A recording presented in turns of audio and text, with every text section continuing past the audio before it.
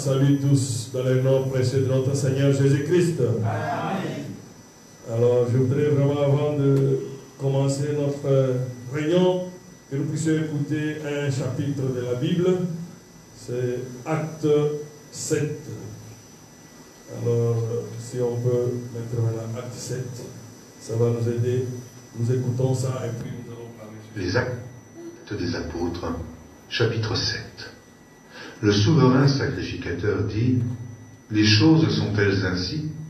Étienne répondit: hommes, frères et pères, écoutez.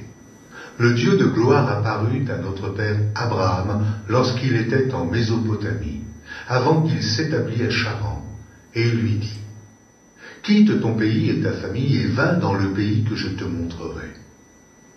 Il sortit alors du pays des Chaldéens et s'établit à Charan. De là, après la mort de son père, Dieu le fit passer dans ce pays que vous habitez maintenant.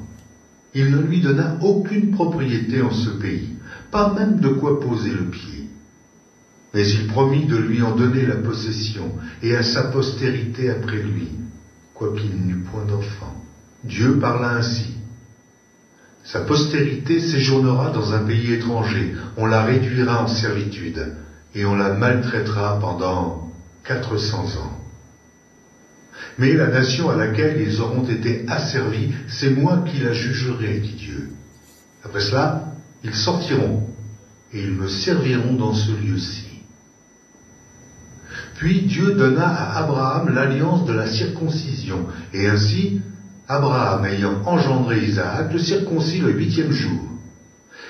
Isaac engendra et circoncit Jacob, et Jacob les 12 patriarches.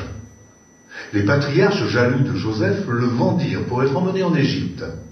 Mais Dieu fut avec lui, et le délivra de toutes ses tribulations, et lui donna de la sagesse, et lui fit trouver grâce devant Pharaon, roi d'Égypte, qui l'établit gouverneur d'Égypte et de toute sa maison. Il survint une famille dans tout le pays d'Égypte et dans celui de Canaan. La détresse était grande, et nos pères ne trouvaient pas de quoi se nourrir. Jacob apprit qu'il y avait du blé en Égypte, et il y envoya nos pères une première fois. Et la seconde fois, Joseph fut reconnu par ses frères, et Pharaon sut de quelle famille il était. Puis Joseph envoya chercher son père Jacob et toute sa famille, composée de 75 personnes. Jacob descendit en Égypte, où il mourut, ainsi que nos pères, et ils furent transportés à Sichem et déposés dans le sépulcre qu'Abraham avait acheté à prix d'argent des fils d'Hémor, père de Sichem. Le temps approchait où devait s'accomplir la promesse que Dieu avait faite à Abraham, et le peuple s'accrut et se multiplia en Égypte, jusqu'à ce que parut un autre roi qui n'avait pas connu Joseph. Ce roi, usant d'artifice contre notre race, maltraita nos pères, au point de leur faire exposer leurs enfants pour qu'ils ne vécussent pas. À cette époque naquit Moïse, qui était beau aux yeux de Dieu. Il fut nourri 3 mois dans la maison de son père, et, quand il eut été exposé, la fille de Pharaon le recueillit et l'éleva comme son fils. Moïse fut instruit dans toute la sagesse des Égyptiens, et il était puissant en parole et en œuvre. Il avait 40 ans lorsqu'il lui vint dans le cœur de visiter ses frères, les fils d'Israël. Il en vit un qu'on outrageait, et, prenant sa défense, il vengea celui qui était maltraité et frappa l'Égyptien. Il pensait que ses frères comprendraient que Dieu leur accordait la délivrance par sa main. Mais ils ne comprirent pas. Le jour suivant, il parut au milieu d'eux. Comme ils se battaient, il les exhorta à la paix. « Hommes, dit-il, vous êtes frères, pourquoi vous maltraitez-vous l'un l'autre » Mais celui qui maltraitait son prochain le repoussa en disant « Mais qui t'a établi chef et juge sur nous ? Veux-tu me tuer comme tu as tué hier l'Égyptien » À cette parole, Moïse prit la fuite et alla séjourner dans le pays de Madian, où il engendra 2 fils. 40 ans plus tard, un ange lui apparut au désert de la montagne de Sinaï, dans la flamme d'un buisson de feu. Moïse, voyant cela, fut étonné de cette apparition, et, comme il s'approchait pour examiner, la voix du Seigneur se fit entendre. « Je suis le Dieu de tes pères, le Dieu d'Abraham, d'Isaac et de Jacob. » Et Moïse, tout tremblant, n'osait regarder. Le Seigneur lui dit, « ôte tes souliers de tes pieds, car le lieu sur lequel tu te tiens est une terre sainte. J'ai vu la souffrance de mon peuple qui est en Égypte. J'ai entendu ses gémissements, et je suis descendu pour le délivrer. Maintenant, va, je t'enverrai en Égypte. » Ce Moïse qu'ils avaient renié en disant « Qui t'a établi chef et juge ?» c'est lui que Dieu envoya comme chef et comme libérateur avec l'aide de l'ange qui lui était apparu dans le buisson. C'est lui qui les fait sortir d'Égypte en opérant des prodiges et des miracles au pays d'Égypte, au sein de la mer Rouge et au désert pendant 40 ans. C'est ce Moïse qui dit aux fils d'Israël, « Dieu vous suscitera d'entre vos frères un prophète, comme moi. » C'est lui qui, lors de l'assemblée au désert, étant avec l'ange qui lui parlait sur la montagne de Sinaï et avec nos pères, reçut des oracles vivants pour nous les donner. Nos pères ne voulurent pas lui obéir. Ils le repoussèrent et ils tournèrent leur cœur vers l'Égypte en disant à Aaron, « Fais-nous des dieux qui marchent devant nous, car ce Moïse, qui nous a fait sortir du pays d'Égypte, nous ne savons ce qu'il est devenu. » Et en ces jours-là, ils firent un veau. Ils offrirent un sacrifice à l'idole et se réjouirent de l'œuvre de leurs mains. Alors Dieu se détourna et les livra au culte de l'armée du ciel, selon qu'il est écrit dans le livre des prophètes, « M'avez-vous offert des victimes et des sacrifices pendant 40 ans au désert, maison d'Israël? Vous avez porté la tente de Moloch et l'étoile du Dieu enfant, ces images que vous avez faites pour les adorer. Aussi, vous transporterai-je au-delà de Babylone. » Nos pères avaient au désert le tabernacle du témoignage, comme l'avait ordonné celui qui dit à Moïse de le faire d'après le modèle qu'il avait vu. Et nos pères l'ayant reçu, l'introduisirent sous la conduite de Josué, dans le pays qui était possédé par les nations que Dieu chassa devant eux. Et il y resta jusqu'au jour de David. David trouva grâce devant Dieu et demanda d'élever une demeure pour le Dieu de Jacob. Et ce fut Salomon qui lui bâtit une maison. Mais le Très-Haut n'habite pas dans ce qui est fait de main d'homme, comme dit le prophète. Le ciel est mon trône, et la terre mon marchepied. Quelle maison me bâtirez-vous, dit le Seigneur, ou quel sera le lieu de mon repos? N'est-ce pas ma main qui a fait toutes ces choses? Homme au cou raide, incirconcis de cœur et d'oreille, vous vous opposez toujours au Saint-Esprit, ce que vos pères ont été, vous l'êtes aussi. Lequel des prophètes vos pères n'ont-ils pas persécuté? Ils ont tué ceux qui annonçaient d'avance la venue du juste, que vous avez livré maintenant, et dont vous avez été les meurtriers. Vous qui avez reçu la loi d'après des commandements d'anges, et qui ne l'avez point gardée. En entendant ces paroles, ils étaient furieux dans leur cœur, et grinçaient des dents contre lui. Mais Étienne, rempli du Saint-Esprit, et fixant les regards vers le ciel, vit la gloire de Dieu, et Jésus, debout à la droite de Dieu. Et il dit, voici, je vois les cieux ouverts, et le Fils de l'homme debout à la droite de Dieu.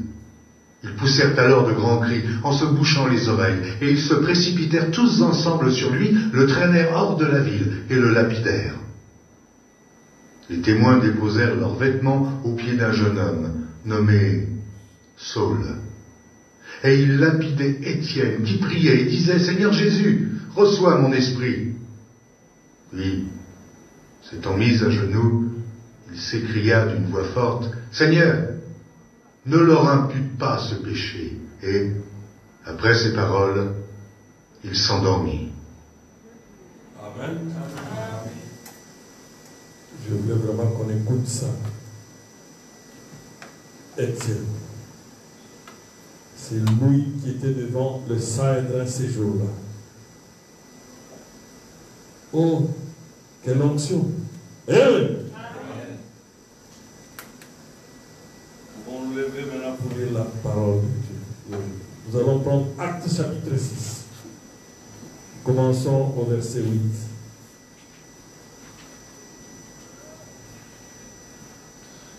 Nous lisons au nom du Seigneur Jésus-Christ.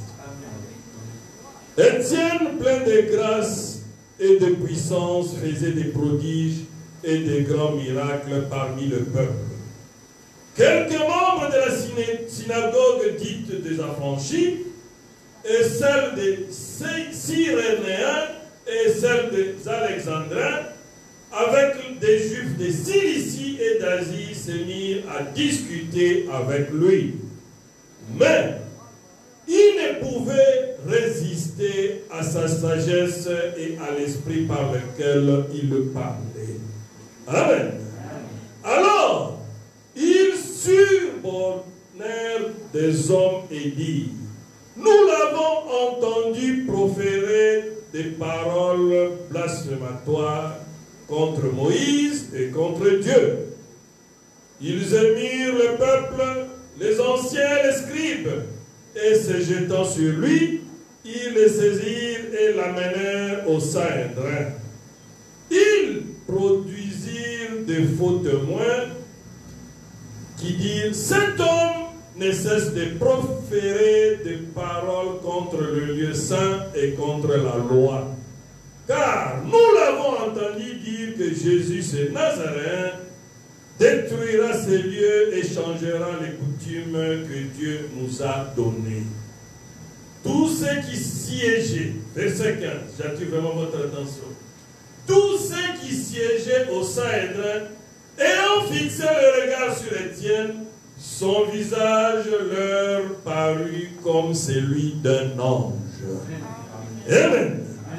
Prions le Seigneur.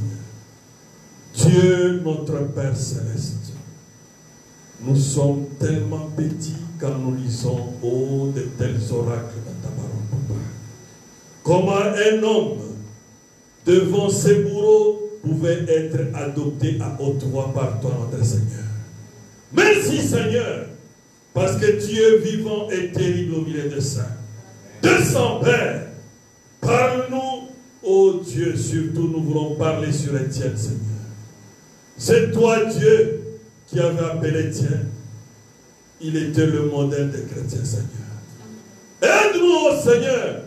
Nous ne voulons pas prêcher Étienne comme une histoire, mais nous voulons, Seigneur, montrer comment il était le type parfait du grain qui devait mourir.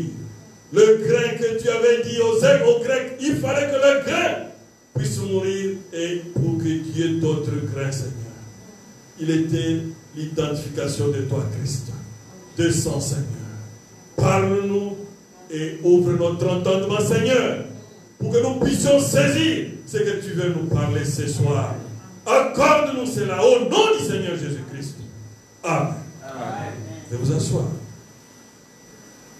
Alors, je me suis dit, j'avais promis, je dois vraiment accomplir cela. J'avais dit, il faut qu'on parle un jour sur Étienne. Le thème de ce soir, c'est Étienne le martyr. Mais qui était Étienne? Étienne était parmi les premiers diacres de l'église de Jérusalem. Il était même parmi les 120. Amen. Oui, parce qu'on n'a pas la liste de tous les 120, à part les 12 apôtres et Marie et les femmes. Je crois qu'il était parmi les 120. Oh. Le œuvre du Saint-Esprit dans Étienne était plein de grâce et de puissance. Dieu lui avait tellement doté de puissance que rien ne pouvait tenir devant Étienne. C'est ce que nous venons de lire dans Acte 6. Tous les contradicteurs qui essayaient de parler avec lui sur la parole étaient toujours coincés avec Étienne. C'était quoi? C'est le Saint-Esprit dans un homme. Amen. Étienne était tellement devenu un avec Jésus que la parole s'est accomplie en lui. Il est devenu la parole faite chair ces jours-là. Il faisait des grands prodiges, des miracles, partout où il passait. Alors le diable était devenu jaloux. Parce que le jour que le diable avait décidé de tuer Jésus, il pensait régler les problèmes. Or, le Seigneur avait dit, quand le grec voulait le voir, que ce n'est pas le moment. Il faut d'abord que le grain puisse mourir. Que l'on puisse d'abord me tuer. Quand je vais ressusciter, il y aura d'autres grains, des milliers de grains, qui vont manifester Jésus-Christ. Alors vous les Grecs, vous allez le voir. C'est ce qui a fait que quand Paul a cru, nous allons voir aujourd'hui comment Paul a cru. Mais nous avons entendu dans le chapitre 7, il était parmi ceux, le témoin de ceux qui étaient en train de lapider Étienne. Amen. La Bible dit que personne ne pouvait résister à la sagesse et à l'esprit par lequel il parlait. Parce qu'Étienne était tellement rempli du Saint-Esprit que le diable n'avait plus le repos. Amen. Quand lui passait, partout où il passait, c'était de merveille à merveille. Il était plein de puissance. Alors, le diable a fait exactement ce qu'il avait fait pour le Seigneur Jésus-Christ.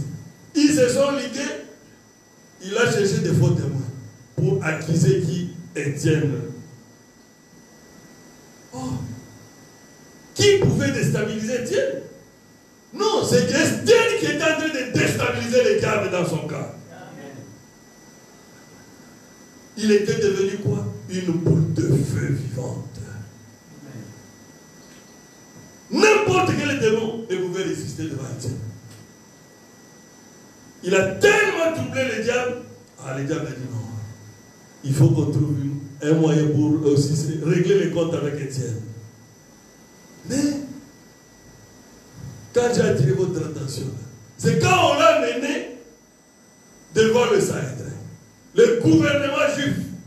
Parce que le Sanhédrin, c'est le gouvernement juif qui était composé de prêtres et de souverains sacrificateurs, c'était lui le chef là-bas. Quand on l'a mené là-bas, pour les juger, avec des faux témoins. Oh, nous avons entendu en train de blasphémer, en train de dire que Jésus va détruire notre temple et tout ça. Mais, ce n'est pas Étienne qui a vu la gloire de Dieu sur son visage. Amen. La Bible dit, acte 15, que ce sont eux, ceux qui les jugeaient. On dit quoi? Son visage s'est transformé comme un ange. C'est quoi ça? Dieu était en train d'adopter son fils. Parce que l'adoption, quand tu as déjà le Saint-Esprit, ce n'est pas la limite. Un fils doit avoir la signature de son père. Amen. Amen. C'est ça l'adoption. Alors Dieu voulait montrer publiquement à ces bourreaux-là, il est là. Voilà le grain qui atteint la maturité. Je l'adopte, j'accepte tout ce qu'il dira. Amen. Malgré leurs propres témoignages, ce sont eux qui ont vu et qui ont même témoigné ce qui est écrit dans la Bible. Ah là là là là.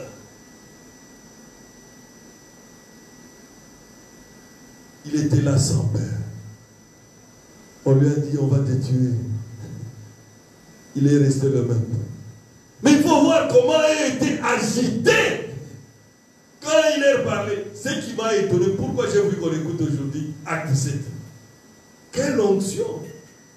Il a résumé toute la Bible pendant quelques versets. Il a commencé comment Abraham est sorti, comment il a marché, comment les Jacob, comment les David, comment même Jésus est arrivé. Quelle sagesse! Quelle façon de parler! Ça, il n'y a que Dieu qui pouvait résumer toute la Bible comme ça. Nulle part dans la Bible, tu ne trouveras pas ça. Il y aura toujours des portions comme ça. Mais Étienne, ce jour-là, a résumé toute la Bible en un seul chapitre. Acte 7. Oh!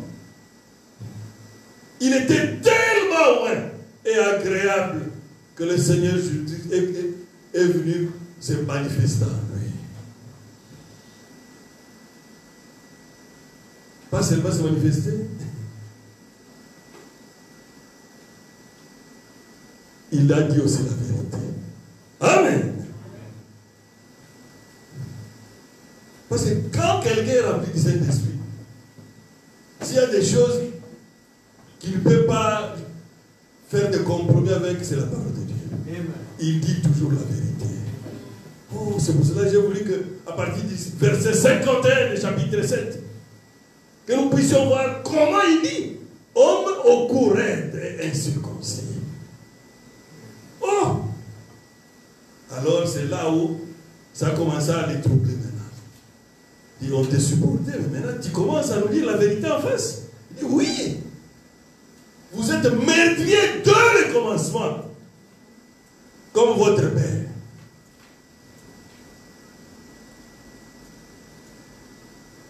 Homme au cou raide et incirconcis de cœur et d'oreille, vous vous opposez toujours au Saint-Esprit.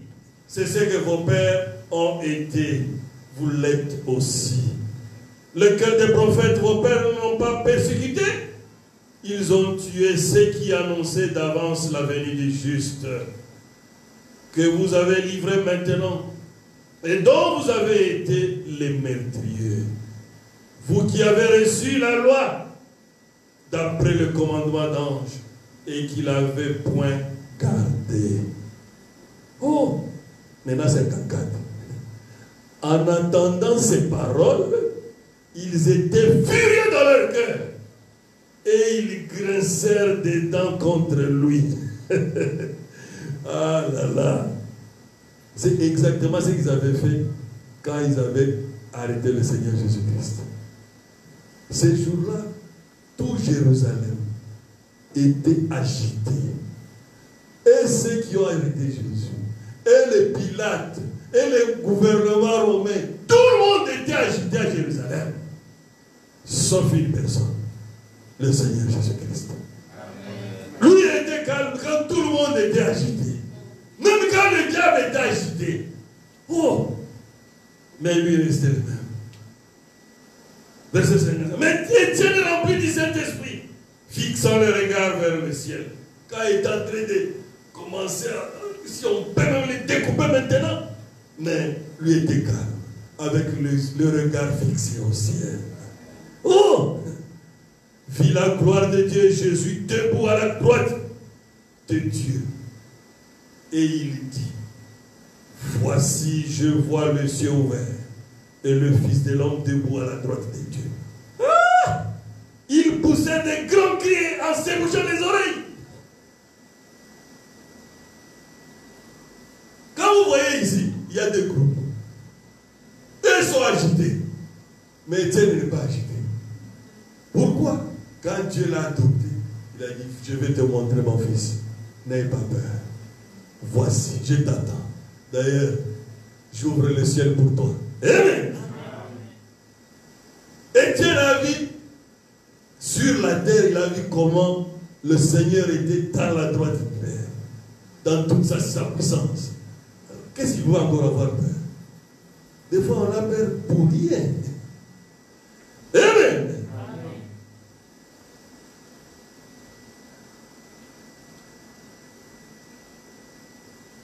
Comme le diable ne supporte pas la vérité et n'aime pas se repentir, l'unique solution, c'est de tuer la personne qui leur dit la vérité. C'est ce qu'ils avaient décidé. On doit les tuer. Sans oublier quoi? Tu ne peux pas tuer la voix de Dieu, monsieur. Lui, il est immortel. Comment tu vas tuer la voix de Dieu? C'est impossible. Oh.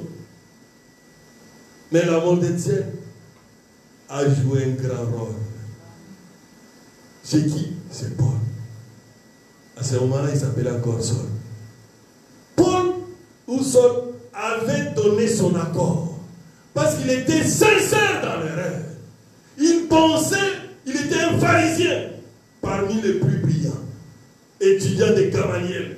Gamaliel n'était pas n'importe qui. Il était parmi les plus grands des sacrificateurs, dépositaires de la doctrine des pharisiens qui croyaient à la résurrection. Alors, Saul a été convaincu qu'il n'était pas encore sûr. Il a soutenu cela.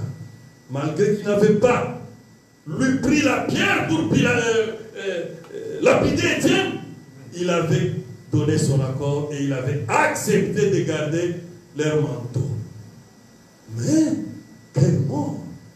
Vous savez, quand on exécute les gens par lapidation, la personne qu'on exécute, surtout s'il n'a pas Dieu, il peut injurier, il peut commencer à parler n'importe quoi, il peut commencer à pleurer, commencer à s'agiter. Mais pour une fois, oh, Paul a regardé un homme qui ne se défendait même pas. Il ne se faisait même pas l'effort d'esquiver ou éviter une pierre. Non! Étienne était calme. Il s'est agenouillé. Oh! Et il a levé les mains. C'est ce qui avait touché le cœur de Paul. Il a dit non. Je crois qu'il y a quelque chose qui m'échappe. Il y a quelque chose qui ne va pas. Parce que la mort d'Étienne doubla Saul. Quelle mort! Au lieu même de les injurier.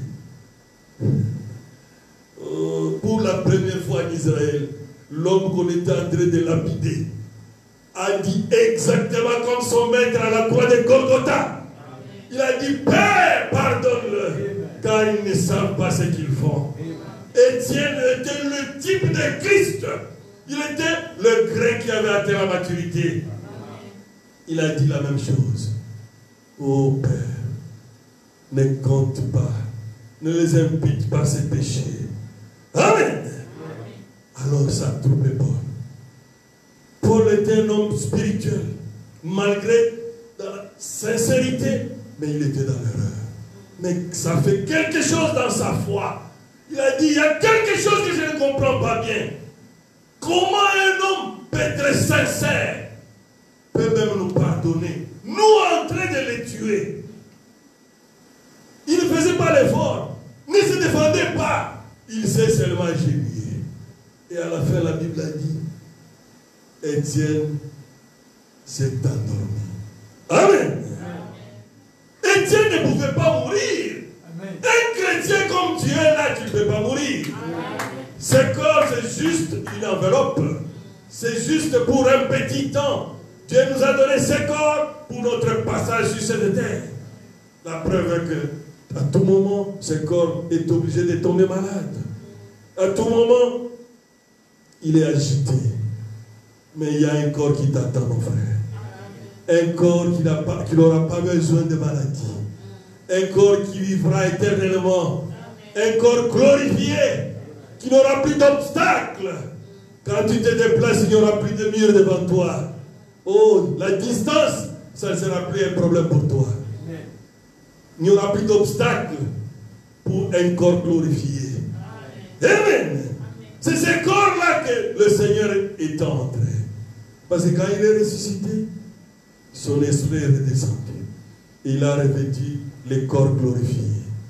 Il pouvait entrer sans ouvrir la porte et sortir sans ouvrir la porte. Amen. Oh, quel corps. Des fois, nous donnons beaucoup d'importance à ces corps passagers. Mais aujourd'hui, il faut savoir, il y a un corps qui t'attend là-bas. Pour entrer là-bas aussi, tu dois te préparer. Tu dois être comme le grain qui a atteint la maturité ici. Tu dois devenir un véritable chrétien en recevant le baptême du Saint-Esprit dans ton âme. Oh, devant Étienne, tout s'était agité, commençant à chercher des faux témoins. Oh, quel homme! Étienne n'a pas eu peur de la mort. Il n'a pas cherché à se défendre. Il a seulement dit, Seigneur Jésus, reçois mon esprit. Et puis il leur a dit encore, Père,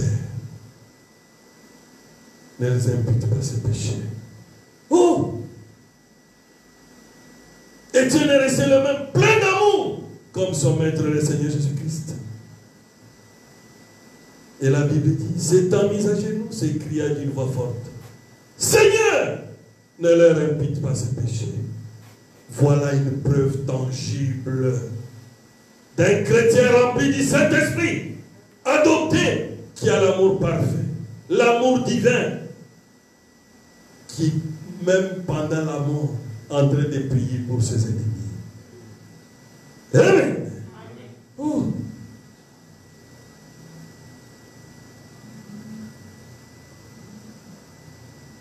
Exactement ce que le Seigneur Jésus-Christ avait fait. Je ne prêche pas à Étienne comme une histoire. Non. Je voudrais seulement montrer que l'œuvre accomplie à la croix de Golgotha n'était pas une histoire. C'était que la vie littérale de Jésus-Christ puisse rentrer dans nous, dans chacun de nous, et qu'il y a eu une preuve palpable en Étienne. Amen. C'est ça qu'il faut. Mais il n'a pas eu la peur de la mort. Quand il a vu les cieux ouverts, oh, le prophète a dit que même les douleurs de Pierre, il ne sentait plus ça. Il était endormi dans le sein d'Abraham. Oh, quelle onction! Le Saint-Esprit Étienne était comme un autre Jésus. Et le diable dans les Sanhédrins a agi de la même façon qu'il avait fait contre Jésus. Il veut que tu puisses changer. Tu puisses donner ta vie à lui. Un vrai disciple accompli reflète qui? Son maître. Amen. Quelle similitude entre la vie de Christ et la vie d'Étienne, diacre de la première église. Toi, tu as qui comme modèle, mon frère? Tu reflètes qui comme modèle dans ta vie? Cherche un personnage dans la Bible pour se refléter aussi. Amen. Amen. Tu dois voir quelque chose qui doit être ton modèle. Et le modèle, c'est le Seigneur Jésus-Christ. Un vrai chrétien, il pardonne toujours. Parce qu'aujourd'hui, je voudrais quand même qu'on ait un peu de temps pour prier. Je ne vais pas être très long. Mais je voudrais seulement montrer que même si quelqu'un te fait du mal, n'oublie pas, la force d'un chrétien est dans le pardon. Pardonne-le. Amen. Un chrétien, il aime son ennemi. Parce que si nous n'aimons pas nos ennemis, nous ne sommes pas différents de tout le monde qui est dehors. Parce que tout le monde qui est dehors aime les gens qui les aiment. Mais un chrétien, il est un homme spécial. C'est l'oiseau rare, capable d'aimer son ennemi. D'ailleurs, c'est ce qui fait de toi différent des autres. pas peur de la mort, un chrétien, vérifie maintenant d'abord la peur de la mort que tu as. Si tu as la même peur de la mort, avant d'avoir donné ta vie à Christ, et aujourd'hui, tu as encore la même peur de la mort, il y a quelque chose qui ne marche pas encore.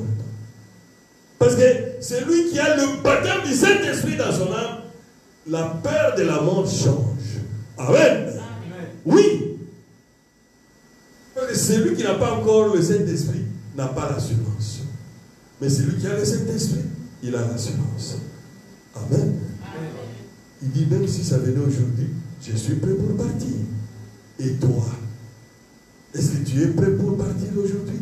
Si la mort venait taper à la porte,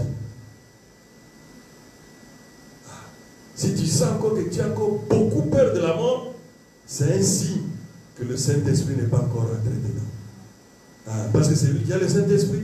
C'est vrai, nous n'avons pas l'esprit de veau. Non, les gens qui allaient se donner à la mort, nous n'avons pas ça.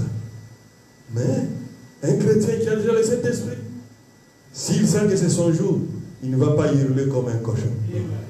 Amen. Il sera calme. Parce qu'il sait que le temps de Dieu est arrivé.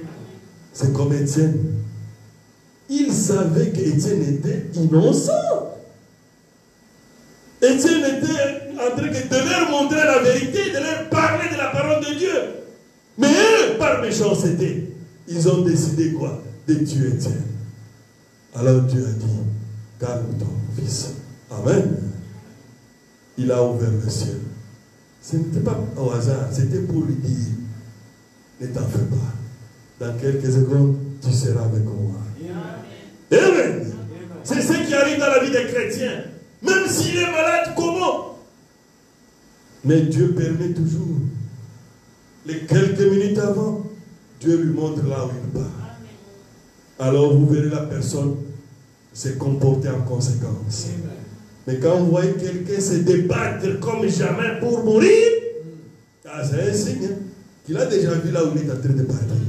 Maintenant il essaie de résister. Mais c'est difficile. Qui peut résister quand cet ange-là vient? Quand le temps est déjà déterminé, c'est fini. Et puis, il n'a pas peur de la mort, il lui dit toujours la vérité. Amen. Et il ne fait pas de compromis avec la parole de Dieu. Un vrai chrétien ne meurt pas. La Bible dit, après ces paroles, il s'endormit. Amen. Étienne est l'un de l'épouse du Seigneur Jésus-Christ. Il est l'un des membres. Il n'était pas un extraterrestre.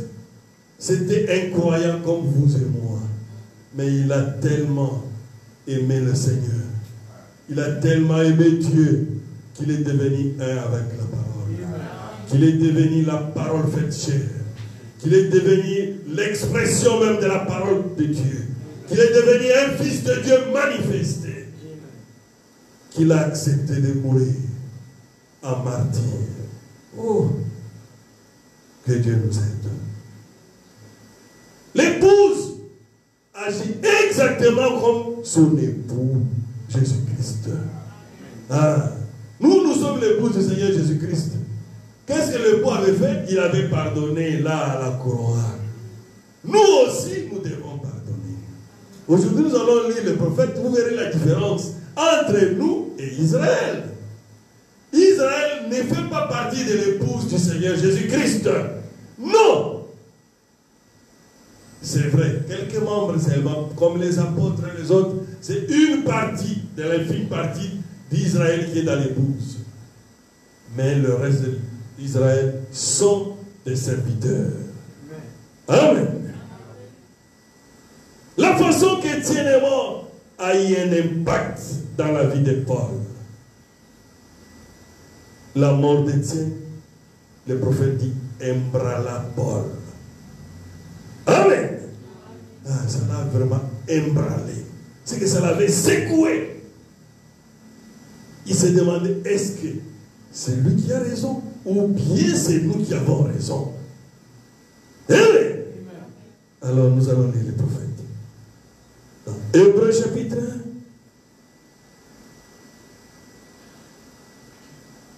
Prêché le 21 août 1957.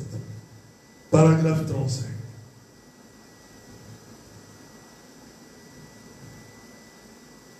Et là, j'aime ceci. J'aime ceci de lui. Cette grande révélation. Lui qui avait le cœur honnête, un meurtrier qui avait approuvé le meurtre d'Étienne. Et vu Étienne mourir sous les pierres et de mottes de terre, mort lapidé. Je pense que ça dit embranler Paul. Quand il a vu Étienne lever les mains vers le ciel et dire, je vois le ciel ouvert, je vois Jésus debout à la droite de Dieu. Et il a dit, Père, ne leur impute pas ses péchés, et il s'endormit. Amen. Avez-vous remarqué ça? Il n'est jamais mort. Il s'est endormi, tout comme je ne crois pas qu'il ait senti une seule autre pierre. Tout comme un bébé s'endort dans la poitrine de sa mère, Étienne s'endormit dans le bras de Dieu. Toujours dans Hébreux, chapitre 2, première partie. Paragraphe 3. Prêché le 25 août 57. J'ai découvert ceci. Alors qu'il était en route pour Damas, avec le lettre en poche pour arrêter tous les partisans de ce vieil évangile, béni, cet homme était sincère. Qui? C'était Paul. Amen. Mais j'ai toujours cru que Paul, depuis qu'il avait vu mourir Étienne, ça, je pense que ça avait vraiment dû l'ébranler. Quand il a approuvé la mort d'Étienne et qu'il a gardé le manteau de ceux qui les lapidaient, Paul s'est rendu coupable du sang d'Étienne.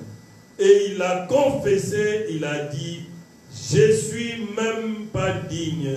Je ne suis même pas digne. Il a dit, parce que j'ai répandu le sang d'Étienne le martyr.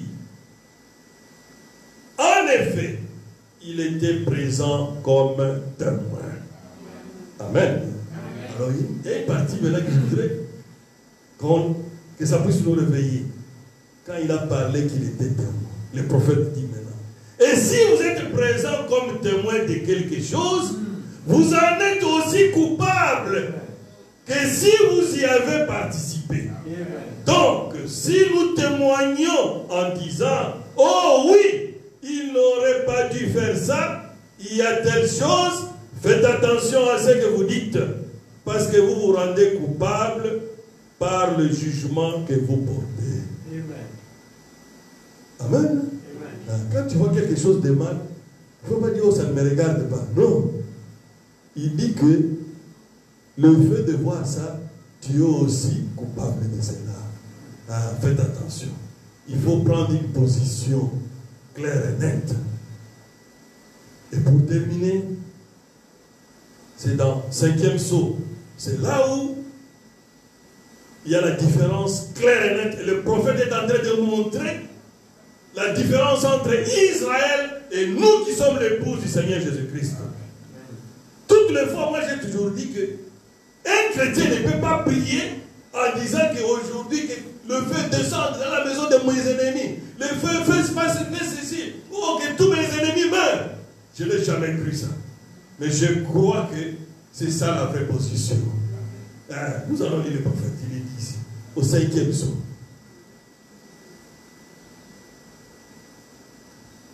Il se retourne, paragraphe 270, prêché le 22 mars 1960. Il se tourne quand même vers eux, parce qu'ils avaient été aveugleux, et il leur donne à chacun une robe blanche. Il va les amener tout droit à la maison de toute façon. Ça ne change absolument rien, parce qu'il a déjà dit, je vais tous les sauver de toute façon. Voyez? Amen. C'était le saint dans 5e psaume qui était en train qui était sous l'autel là-bas, qui était en train de crier à tout moment. Maintenant le verset 10, remarquez, il réclamait vengeance. Voyez, le prophète dit que ce sont les Juifs qu'on a tués le long des âges, même pendant la Deuxième Guerre mondiale. Ce sont ces Juifs-là, quand ils sont morts, Dieu les a déjà sauvés et réclame vengeance de tout ce que les gens les ont tués. Amen.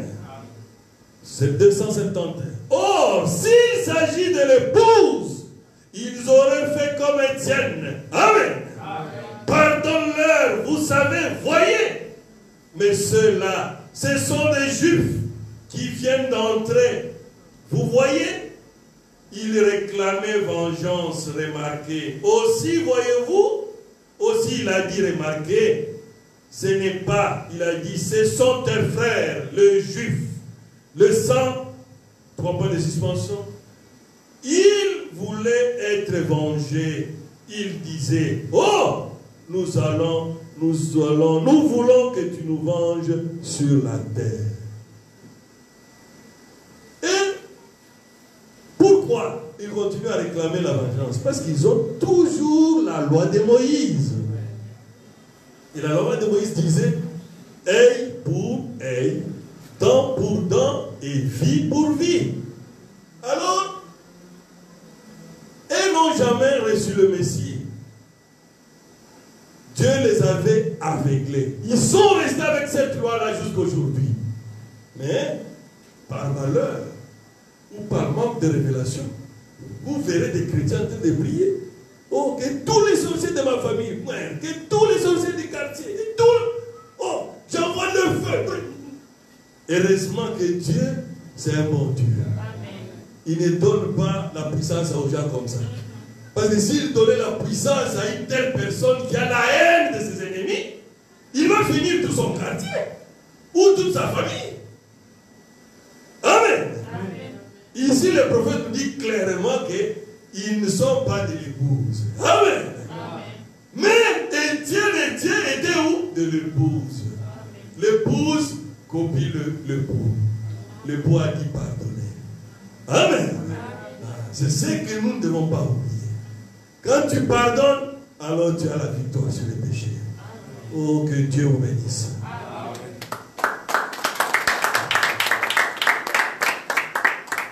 Étienne le martyr.